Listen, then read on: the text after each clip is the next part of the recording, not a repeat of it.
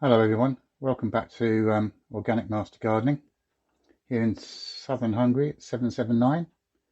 We're looking at the tomatoes that were sown about 7 days ago, and they were sown in the compost that I've been making here.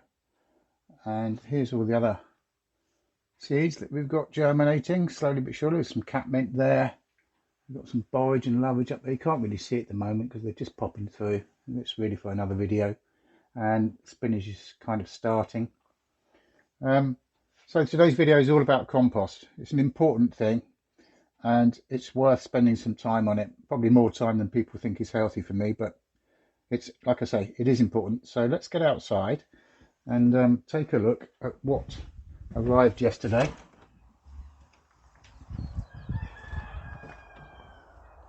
So good morning to the cockerel, and as we're going along I'm just checking all the tulips that are growing, coming up lovely now. We're going to have a good display of those this year. Anyway, back to the compost. It's the most important thing you can have, and the question really is can you ever have enough? And I think the answer to that is no. Like I say, it's an important thing because we need to be feeding the soil, and we also need to be able to retain our moisture. Now with most compost heaps, they end up out of sight really, because they're not very nice to look at. And there's my 2-bay system at the moment, and as you can see there's a lot of moisture in this. This I turned a few weeks ago now into this side here. But as you can see where I've moved the dry matter away, there's a lot of moisture being held in there by the straw and other items of organic matter, grass cuttings, leaves, all this kind of thing. And obviously there's horse manure in there as well. And we popped it over into this side here. And as usual, I always come out every morning, just check my temperatures. There's the gauge there, and it's reading about 130 like it was in the last video I did. And I've got a lot of fungal growth in there, so that's a very good sign for me. And this will be used at the end of the growing season to spread on my no-dig beds. And I will be extending this a little bit more. Got to work out which direction I'm going to go with that. But anyway, so there we are. That's my homemade compost, but I still need to be using an additional element, if you like, because this is old farmland. So this is my 3rd year here at the house, but it's the first full year of growing. So yesterday I had this delivered, and that's 4.2 tons of green waste compost that's coming from the local municipal council. If you want, let's check that temperature. That's reading 50 Celsius, so that's around about 120, 130 degrees Fahrenheit. So that is still cooking. Now, what is green waste compost? Well, basically it is materials that have been collected from your local village or towns, cities, municipal parks, etc., and then it's chopped up. The downside of this is it can have all kinds of things in there, unlike excuse me, my compost, which is, I know, is completely organic and chemical free. The same can't be said for this stuff. So there could be anything in there, and people will put in things that shouldn't go in their green bins, for example. But also here they tend to use plastic bags supplied by the councils to put their green waste into, and I can see residues of those compost bags, if you like. There's a piece there, and there's a bigger piece there. I know that there are compostable bags available that biodegrade. I'm not sure it's a great idea, but I suppose it's better than nothing at all. But there it is, and there's a lot of wood in there, and this has been taken up to a temperature of around about 220 degrees Celsius, and it has to stay at that temperature for about 5 weeks, and it's done by constantly turning. with machines, obviously, because it's such a vast quantity. And the more it turns, the more heat is generated, more air gets in there, and it creates the decomposition, not an engine. So this was delivered, like I say, yesterday, and it will stay here and slowly but surely sort itself out. Reading that temperature tells me that it's still cooking, if you want. And so it's not ready for me to use yet, but I have no intention of using it just at the moment. Now if we move across to this side, this is the remains of what I had delivered last year.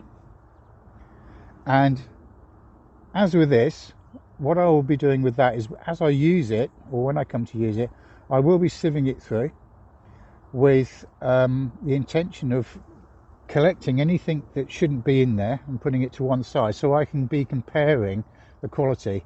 Now last year with this, I got very, very little in the way of things that shouldn't have been in there. Plastics, for example. There were 1 or 2 items, but that was it. It was less than 10 pieces. And I've already seen 5 or 6 pieces in that, and I've not even got into it yet. So that's going to be an interesting thing. But this is now more than usable, and I've been using it for a while. And if you look closely, you can see that, okay, it's quite dry at the moment, but I'm looking for water retention. So if I just pull that away, you can see there it's darker in colour, so that's obviously got moisture inside it, which is exactly what I'm looking for. And the idea of this is I need to be getting it onto my no-dig beds, because the soil I've got here has been laced with chemicals over the years. So let's just come over to this particular point. Now the green waste compost will have nutrients in it, but it won't be, we're not talking massive amounts.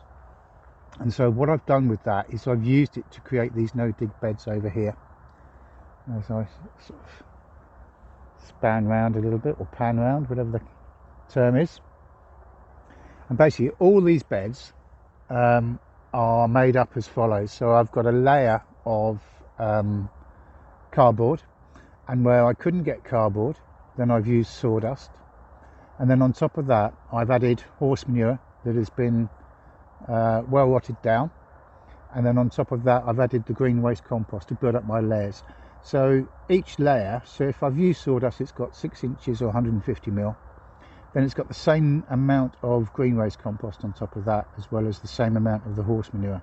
And I've done it in 2 different ways. I've either put the horse manure, I've always started with the cardboard or the sawdust. And then in some instances, I've put the horse manure down first and then the green waste on top. And in other situations, as you can see in the lighter colour beds there, what I've done is I've done the green waste first and then the horse manure on the top. And then there's one other thing I've done also as a test or a trial. I've laid out some horse manure in the summer, let it dry out, and then I ran the lawnmower through it. And this is the result. You can see the difference between the two. So this is a more moisture retentive, if you like, covering or mulch. You can see the lighter colours there, that's sawdust. And there's no green waste on that at all at the moment. And I'll probably will put a covering on there, I'm not sure, I haven't decided yet. And then if you can see through here, this has all been here through the winter, so you can see the darker colours, and that's the green waste coming through. So basically what's happening here is that the two are mixing together, so there is life in that soil, in that bed. And it's the same with these guys over here. You can see they're beginning to mix up. What rain we've had, which has been very little, has pushed it down a little bit, but that has actually sunk down into the ground. So I may well be putting another covering on top just to build it up, but it doesn't seem to be necessary at the moment. Now spinning it across to here, this is a no-dig bed as well, and this is full of garlics, but I can see that I've got ingress of this Bermuda grass, as we can see. So you will always be having to weed, but you'll be doing it less often. But the garlics are looking good. They've been in here since the end of October of last year, and just over there is the same with the onions. And this is again cardboard, sawdust, manure, green waste compost. There's nothing in this bed at the moment, and there's nothing towards the end of there, so you know, it looks okay. There's very little weed growth in there. Okay, we're just coming into spring. I can see little pieces of grass, and now is the time to be coming out here once a day or once every couple of days and just checking the beds and picking out any weeds. The other great thing about no dig beds and compost is you can walk on it and it doesn't stick to your shoes or your boots. And here's another bit of green waste compost that I've used just to top dress these asparagus beds. So yeah, there we are. Now we've got another use for this compost, but before we go to that, we'll wander over to the Daleks, as I call them, because I have a different type of compost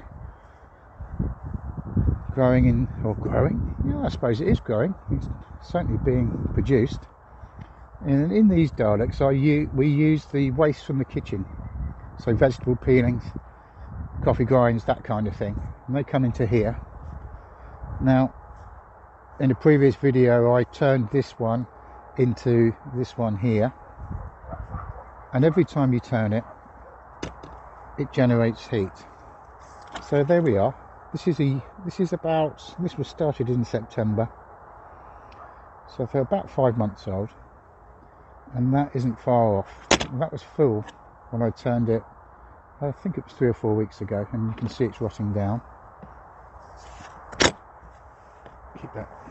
Can't get that closed. These are great for people with smaller gardens, obviously not the size that I've got here, but I have the luxury of the space. And now in here, this is being used. So I was working in the ruin yesterday, and I weeded out quite a bit of grass and some other green materials. So they've gone into here along with vegetable peelings, etc. But I obviously need to be mixing that with brown waste, and you can probably see there I've got some leaves, some small sticks and twigs, and some roots there from some leeks that I peeled the other day. And I also keep a little stash of wood chippings or shavings just to there, so I can still keep my supply of browns mixing well with my greens. Now let's pop into the polytunnel, because I've got another use for this compost that I've been creating. Okay, now in this bin here, let's get some of that out. Now this is compost that I've been sieving,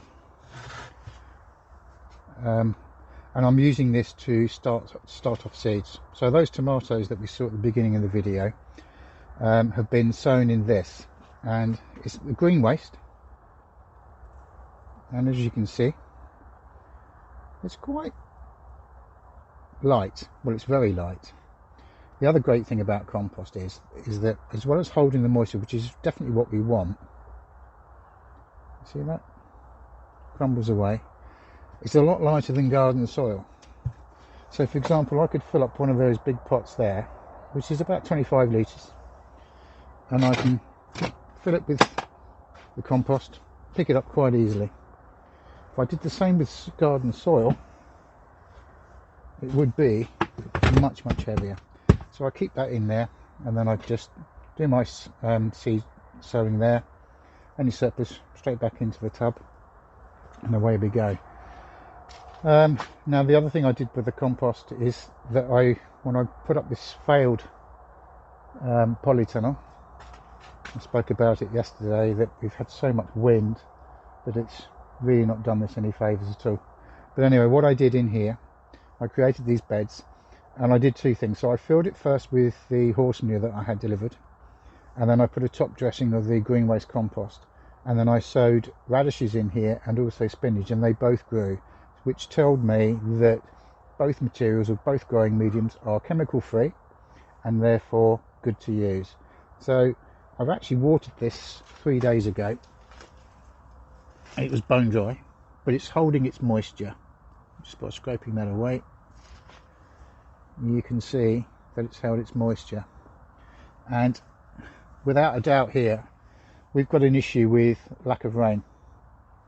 We've only had 9 millimeters of rain in total for February so far. We've got how many days to go?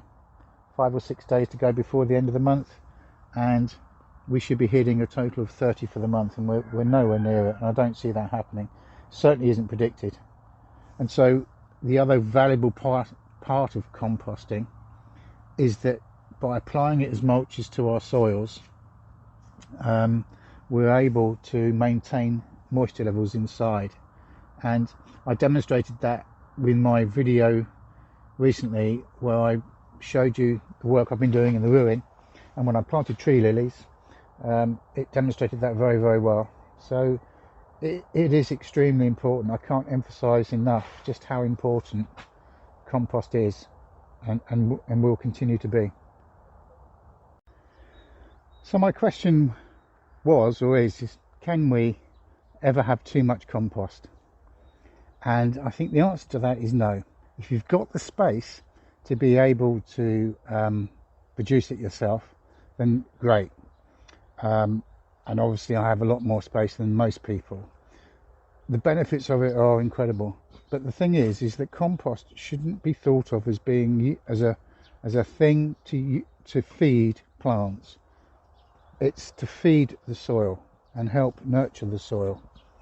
As I'm talking, I'm looking around to see what I've got growing. So this has had, pretty good compost in here. We're in the ruin. Things are starting to grow as usual. This will get a top dressing soon, and that's the work I did yesterday, tidying up. But again, and the other thing I'm doing here, using the theory of compost, is the chop and drop system. So you're adding green and brown materials together, just like you would in your compost bins. So whether you've got compost in bins themselves or you've got compost on the actual ground, you've still got compost. It is very important. And as I say, the compost feeds the soil, and the soil then feeds the microbes that are inside that, and they in turn trade with your plants by trading the minerals and the bits and pieces that the plants need to grow in return for sugar that the plant gives back to the microbes. And that's your cycle of life, if you want, in the soil, and it needs to be maintained. And the only way it can be done is really through decomposition. Now that's either us making it ourselves, or like nature does. If you look across into there, all those leaves from those trees have been dropping down over the years and feeding whatever is living in there, plant wise, that is. So that's the process, and we shouldn't really be changing it. We don't need to change it. And in this day and age now of things being so expensive with fertilizers and hydrocarbons, why would we? It really is not the way to be going. Be careful where I stand. So this is all stuff from the compost heaps, and also from the trees above and the leaves, and I just let it drop down, let it do its thing, let it rot down, and it's going to help me keep the moisture in this ground over the next few weeks and months, because I'm not going to have any rain. So I've got to find other alternatives to make sure everything grows well. Well, I hope you enjoyed my rambling about compost again, and if you did, give me a thumbs up, please. That'd be very nice. It shows me that what I'm doing is worthwhile. Put a lot of effort into all this kind of stuff. I know it doesn't look much at the moment, that's the time of the year, but give it a few weeks and hopefully you're going to start to see the benefits of my efforts. And if you want to consider subscribing, that'd be even better. Hit the subscribe button, and you're more than welcome to ask me any questions, send me any comments. The more the merrier, and by all means, if you wish, you can share these videos. In the meantime, take care of yourselves, and I will catch up with you very soon. Let's just have a look around. Take care.